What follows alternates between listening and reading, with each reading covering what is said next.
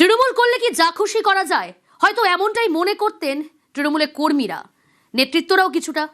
দক্ষিণ দমদমে গ্রেফতার তৃণমূল কাউন্সিলর, ধৃত 11 নম্বর ওয়ার্ডের কাউন্সিলর মৃন্ময় দাস। অনুপ রয়েছে আমার সঙ্গে। অনুপ, ঠিক কি কি অভিযোগে মৃন্ময় দাসকে গ্রেফতার করলো পুলিশ? দেখো, দক্ষিণ দমদম পৌরসভার 11 নম্বর ওয়ার্ডে যিনি কাউন্সিলর তথা সিআইসি দক্ষিণ দমদম পৌরসভার মৃন্ময় দাস ওরফে বুবলা, ইতিমধ্যেই তাকে গ্রেফতার করা হয়েছে। তার বিরুদ্ধে যে অভিযোগ, শুধুমাত্র তোলাবাজির অভিযোগ নয়, একাধিক জায়গায় তোলাবাজির অভিযোগ যেমন রয়েছে। এলাকার যে সমস্ত বিজেপি কর্মী তাদেরকে মারধরের ঘটনা আছে 2021 সালে, এবং একাধিক এলাকার মানুষজনকে কিন্তু মারধর, ক্লাবের সংগঠনের ছেলেদেরকে মারধর থেকে শুরু করে একাধিক অভিযোগ ছিল এই তৃণমূল কাউন্সিলরের বিরুদ্ধে।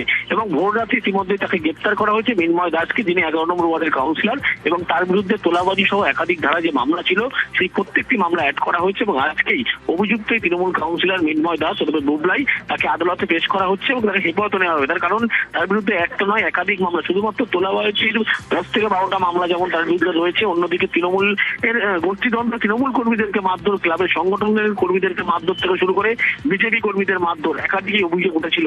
এবং সেই অভিযোগের ভিত্তিতে ইতিমধ্যেই তাকে গ্রেফতার করা হয়েছে এবং আজকেই তাকে আদালতে পেশ করা হয়েছে। বেশ, অর্থাৎ তোলাবাজি, মারধর, হুমকি দেওয়ার অভিযোগ এই ধৃত মৃন্ময় দাসের বিরুদ্ধে।